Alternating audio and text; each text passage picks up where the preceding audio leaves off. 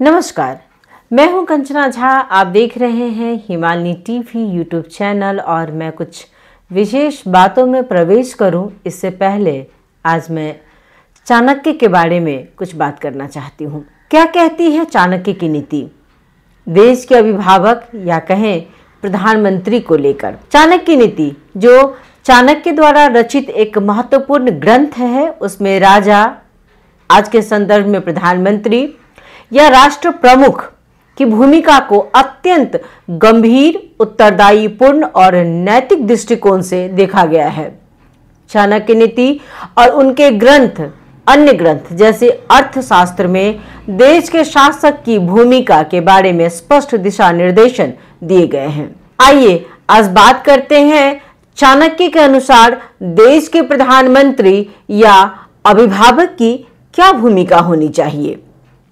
उन्होंने 6 बातों पर जोर दिया है, जिसमें पहली बात है देश के अभिभावक यानी प्रधानमंत्री को लेकर चाणक्य की नीति कहती है कि प्रधानमंत्री का सुख जनता के सुख में निहित है। यदि जनता सुखी है तो प्रधानमंत्री भी सुखी होगा। चाणक्य मानते थे कि प्रधानमंत्री का पहला कर्तव्य है प्रजा की भलाई और कल्याण सुनिश्चित करना। उसकी नीतियां जनहित में हो, न कि व्यक्तिगत लाभ के लिए। अब दूसरी नीति क्या कहती है? नैतिक और चरित्रवान नेतृत्व होना चाहिए। चाणक्य नीति में चरित्र को शासन का मूल बताया गया है, तो एक प्रधानमंत्री को संयमी, सत्यवादी और न्यायप्रिय होना चाहिए। राजा का व्यक्तिगत आचरण ही उसकी प्रजा के लिए आदर्श बनता है, यानी देश का नेतृत्व करने वाला आम जनता का आदर्श होता है।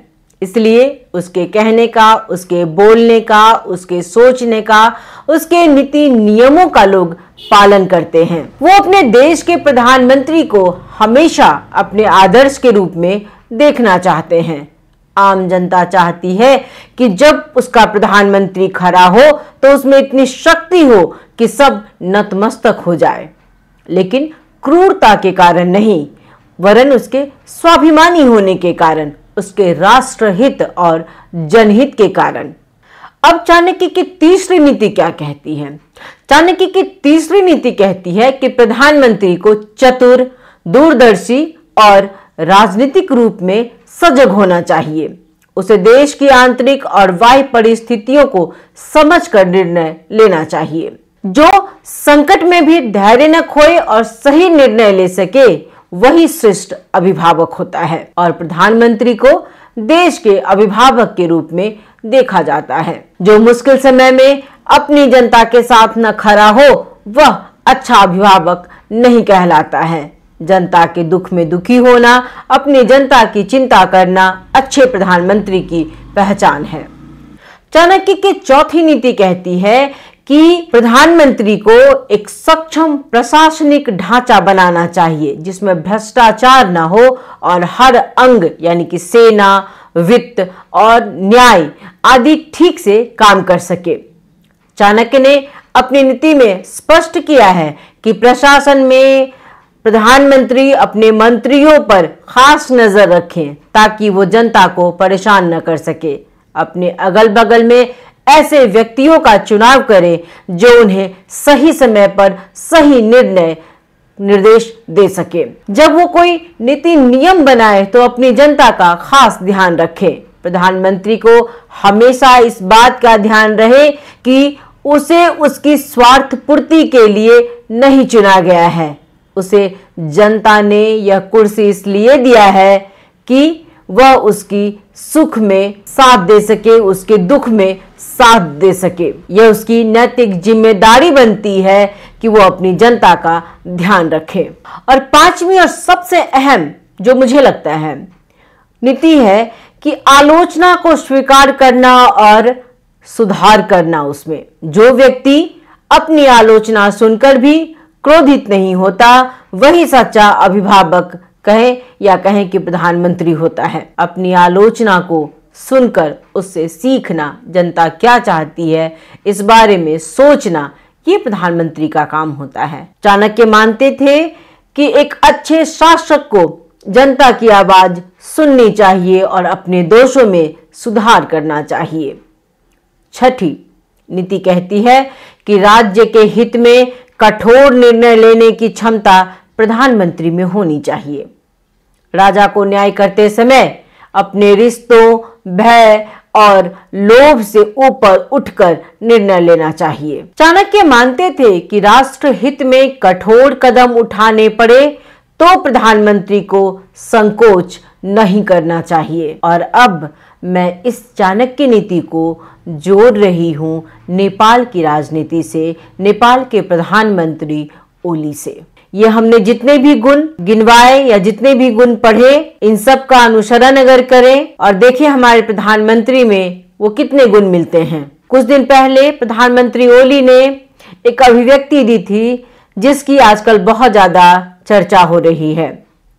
आज जेठ 14 गते है और उन्होंने जेठ 15 गते को लेकर एक अभिव्यक्ति दी है कि 11 बजे से लेकर 2 बजे तक काठमांडू एमएलए के नियंत्रण में होगा। उनका यह बयान आम लोगों के साथ ही उनके गठबंधन की सरकार यानी कांग्रेस को भी नहीं पच रही है। यह बात सभी जानते हैं कि प्रधानमंत्री केवल एक व्यक्ति नहीं होते हैं, वो कोई सामान्य व्यक्ति नहीं है जो अपनी मनमर्जी में जो आए कह सकता है, बोल सकता है, बल्कि यह पद एक संस्था है जिसकी बातों का लोग अनुसरण करते हैं। इसलिए उस पद से निकला हर शब्द बहुत मायने रखता है। पर पता नहीं हमारे प्रधानमंत्री को इस बात की समझ कब आएगी कि इस तरह की बयानबाजी उन्हें शोभा नहीं देती है। अब ये समझ में भी नहीं आ रहा है आम लोगों को कि उनकी इस बयानबाजी को क्या समझे। यह हमारे देश के प्रधानमंत्री कह रहे हैं या फिर नेकपा एमएलए का अध्यक्ष बोल रहा है।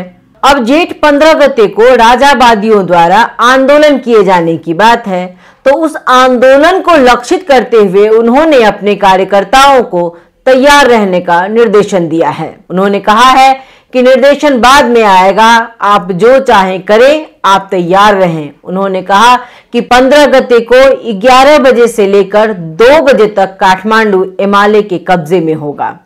उन्होंने कहा कि कौन सी संस्था के आयोजन में होगा यह आप लोग छोड़ दें, आंदोलन में कोई प्रोटोकॉल नहीं होता है। उन्होंने कहा कि 15 गते को जब एमएलए मैदान में उतरेगी तो ये लोग कहां कहां भागेंगे।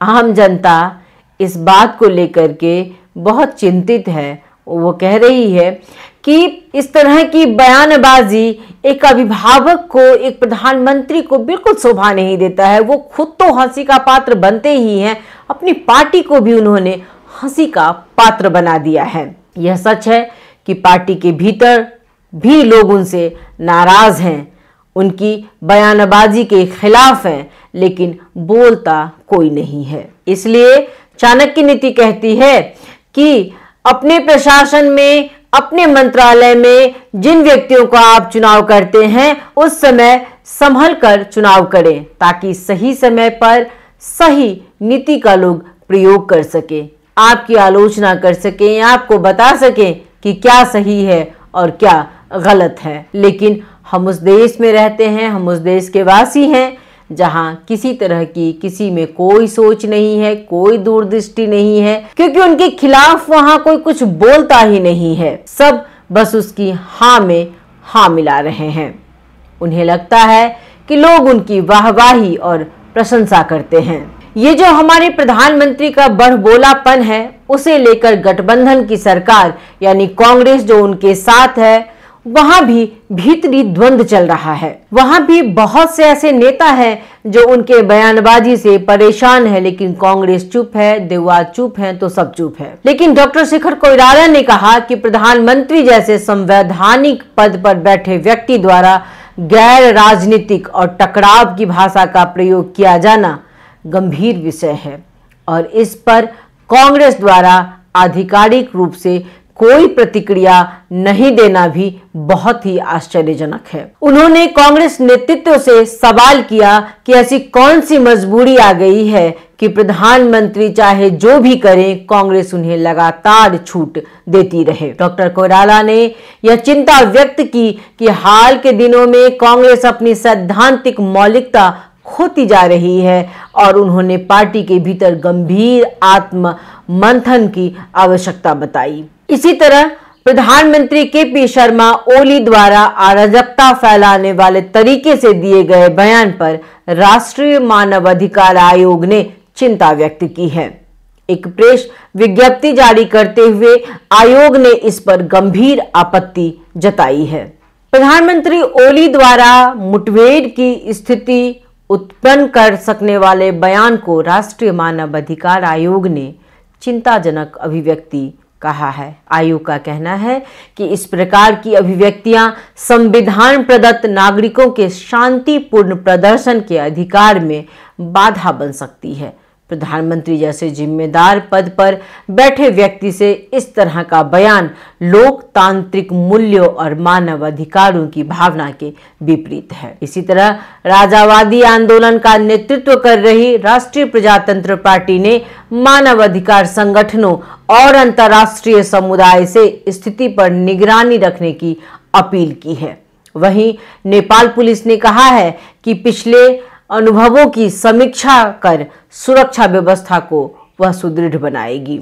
इसके साथ ही प्रधानमंत्री ओली के इस बयान को लेकर आलोचना और चेतावनी भी दी गई है। संवैधानिक कानून विशेषज्ञ प्रोफेसर विपिन अधिकारी ने प्रधानमंत्री की इस भाषा को अनावश्यक और आपत्तिजनक बताया है। उनका कहना है कि राजावादी होना संविधान के अनुसार वैध है, किसी आंदोलन पर प्रतिबंध नहीं लगाया जा सकता है, पार्टी कार्यकर्ताओं को शक्ति प्रयोग की अनुमति नहीं है। यह घोर आपत्तिजनक है। उन्होंने यह चेताया कि प्रधानमंत्री की उत्तेजक भाषा विभिन्न स्वार्थ समूहों और असंतोषी तत्वों को भड़काने का आधार बन सकती है। इसी तरह वरिष्ठ राजनीतिक विश्लेषक नीलांबर आचार्य ने कहा कि दोनों पक्षों को संयम बरतना आवश्यक है। यदि कोई व्यवस्था के खिलाफ आंदोलन करता है तो राज्य को शांति बनाए रखने का अधिकार है, लेकिन आयोजकों को भी शांतिपूर्ण प्रदर्शन सुनिश्चित करना होगा। राष्ट्रीय मानवाधिकार ने एक बयान में कहा कि लोकतांत्रिक देश में किसी पार्टी द्वारा किसी क्षेत्र पर कब्जा करने की बात करना कानून के शासन के खिलाफ है। किसी भी व्यक्ति, समूह या पार्टी द्वारा टकराव भड़काने वाली भाषा मानवाधिकार के मूल्यों के खिलाफ है। अब आम नागरिक क्या कहती है प्रधानमंत्री के बयान को लेकर के? हालांकि ये कोई पहली बार ऐसा नहीं हो रहा है कि प्रधानमंत्री ने कोई बयान दिया है और उस पर इस तरह की आपत्तिजनक अभिव्यक्ति आ रही है। उनके बहुत से ऐसे बयान होते हैं जो जनता के मन को झकझोर के रख देती है।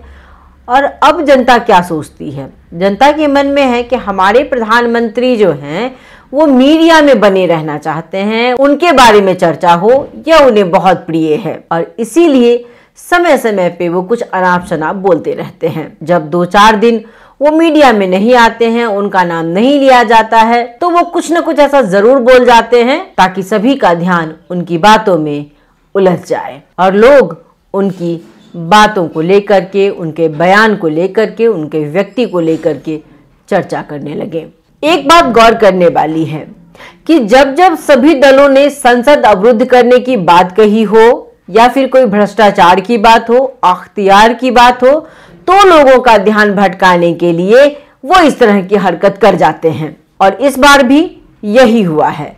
आम जनता, पार्टी और नेता गृह मंत्री को लेकर तरह तरह की बातें कर रहे हैं, उनके इस्तीफे को लेकर बात कर रहे हैं, लेकिन अभी वो सभी बातें शांत हो गई है। अभी हेडलाइन में है प्रधानमंत्री ओली।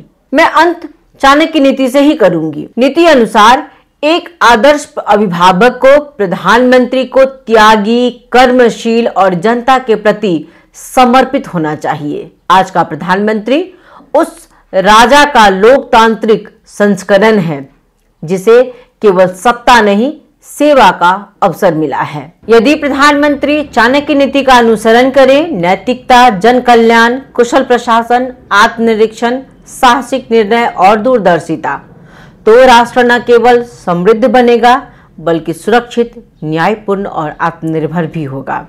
और ये जो बचने के लिए बयानबाजी, तुकबंदी, कहावतों का जो हमारे प्रधानमंत्री प्रयोग करते हैं, उससे भी ये बच जाएंगे। आपको यह कार्यक्रम मेरी बातें कैसी लगी? आप यदि यह कार्यक्रम देख रहे हैं, सुन रहे हैं, तो हमें अपने सुझाव और सलाह अवश्य भेजें। और हाँ, हमारे चैनल को सब्सक्राइब भी जरूर कर दें। बहुत बहुत धन्यवाद।